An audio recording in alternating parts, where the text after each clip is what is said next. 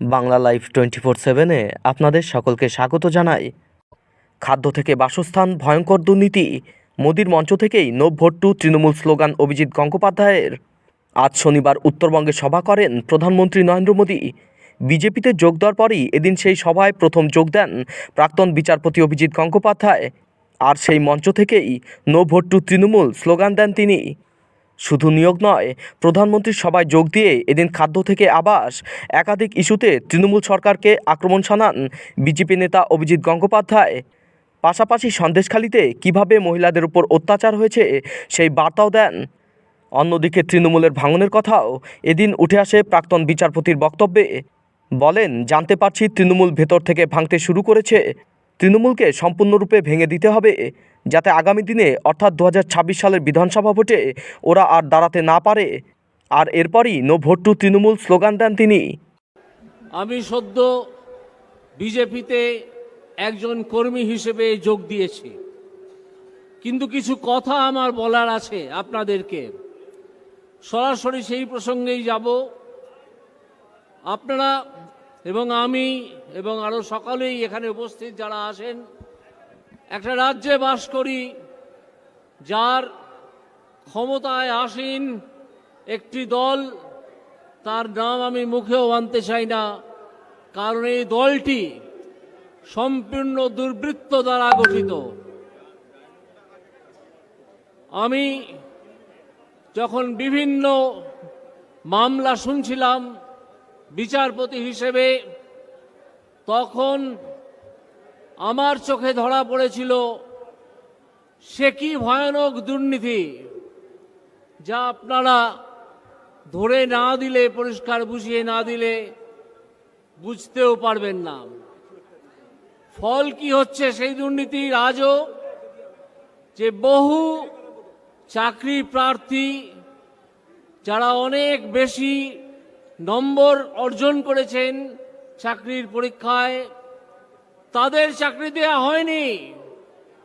তাহলে কাদের দেয়া হলো? দেয়া হয়েছে যারা অনেক কম নম্বর পেয়ে বেশ কিছু টাকা দিয়ে চাকরিটা কিনেছেন তাদের। ফলে এই যে দুর্বৃত্তরা, তারা নিজেদের পকেটে টাকা ঢুকিয়েছে, নিজেদের দৌরাত্মে পশ্চিমবঙ্গের শিক্ষা ব্যবস্থাকে শেষ করে দেওয়ার রাস্তায় হেঁটেছে এবং হাঁটছে। আর তারপরে আসে খাদ্য দুর্নীতি। আমাদের তিনটে প্রধান চাহিদা থাকে: খাদ্য, বস্ত্র এবং বাসস্থান। তা আপনারা জানেন। খাদ্য দুর্নীতিতে তাদের মন্ত্রী, খাদ্যমন্ত্রী জেলে আছেন, তিনি তার বাড়িতে আর থাকতে পারেন না। শিক্ষার দুর্নীতিতে শিক্ষামন্ত্রী জেলে আছেন, তিনি তার বাড়িতে নেই। আর বাসস্থানের দুর্নীতির কথা সে তো আপনারা জানেন। প্রধানমন্ত্রী আবাস যোজনার টাকা কিভাবে চুরি করা হয়েছে, কাউকে যদি 50,000 টাকা দেওয়া হয়ে থাকে, তার থেকে সঙ্গে সঙ্গে 25,000 টাকা নিয়ে নেওয়া হয়েছে। ফলে তিনি বাড়িটা করবেন কি করে, বরং তিনি ঋণী হয়ে গেলেন। এই দুর্বৃত্তদের আপনারা একেবারে চোখের সামনে দেখেছেন। আজকে সময় আসছে, একটা নির্বাচন সামনে আছে। এই নির্বাচনে সেই দুষ্কৃতী দলকে একটা শিক্ষা দিতে হবে। সেই শিক্ষা হচ্ছে তাদেরকে পশ্চিমবঙ্গ থেকে উৎখাতের শিক্ষা। পশ্চিমবঙ্গের ক্ষমতায় আসীন এই দুর্বৃত্ত দলটিকে বুঝিয়ে দিতে হবে যে তোমাদের মেয়াদ শেষ হয়ে গেছে।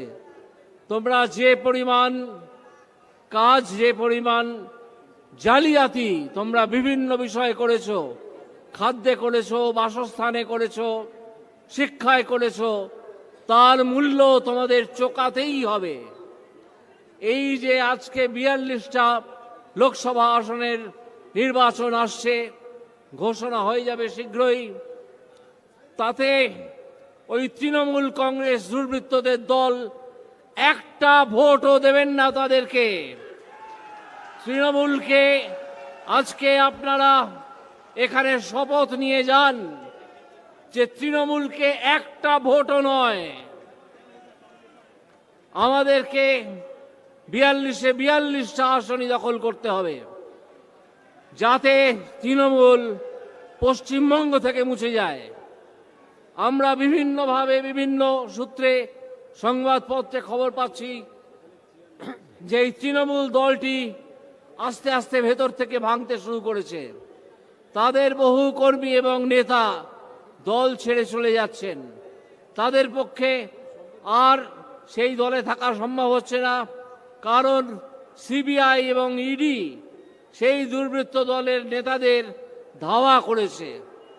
সেই দুর্বৃত্ত দলের নেতাদের সঙ্গে আর কেউ থাকতে চান না। এমনকি দু একজন যদি ভালো নেতা থেকে থাকেন, তিনিও বেরিয়ে যাচ্ছেন দল থেকে। এই দলটির সঙ্গে থাকা যায় না বলে সম্পূর্ণ দুর্বৃত্ত পরিবৃত একটি দল। তাকে এই আসন্ন লোকসভা নির্বাচনে আমি আপনাদেরকে আহ্বান জানাবো একটা শপথ নেওয়ার জন্যে। আজকে আপনারা এই লক্ষ লক্ষ মানুষ এখানে হাজির হয়েছেন, তারা একটা শপথ নিয়ে যান। তারা তাদের এলাকায় এইটুকু অন্তত প্রচার করুন যে এই দুর্বৃত্ত দল তৃণমূল কংগ্রেসকে একটা ভোটও দেওয়া যাবে না। তারা নারী নির্যাতন করেন, সন্দেশখালীর ঘটনা আপনারা জানেন। শিক্ষা দুর্নীতি, খাদ্য দুর্নীতি, বাসস্থান দুর্নীতির কথা আমি তো বললাম। এই তৃণমূল কংগ্রেসকে একটা ভোটও নয়, এই শপথ আমাদের নিতেই হবে, যাতে 2026 সালের বিধানসভা নির্বাচনে তাদের বিদায়ের পথটা দেখিয়ে দেওয়া যায় যে তোমরা এই পথ দিয়ে অনেক দৌরাত্ম্য করেছো, অনেক চুরি জচ্চুরি ছেঁচড়ামি করেছো, এবার এসো। তাই সেই জন্যে এই লোকসভা নির্বাচন থেকেই তার উদ্যোগ নিতে হবে। আরও অনেক বরিষ্ঠ নেতা আছেন, তারা আপনাদের কাছে আরও অন্যান্য সমস্যা এবং সার জন্যে আমাদের নরেন্দ্র মোদীজির যে উৎসাহ, সবকো সাথ এবং যে স্লোগান সবকো সাথ সবকা বিকাশ কিভাবে করা হচ্ছে তা বর্ণনা করবেন। আমি আমার এই সংক্ষিপ্ত বক্তৃতায় বক্তব্যে আপনাদেরকে সেই শপথ নেওয়ার কথাই অনুরোধ করব যে নো ভোট টু তৃণমূল। তৃণমূলকে একটা ভোটও নয়। আপনারা সবাই আমার প্রণাম জানুন।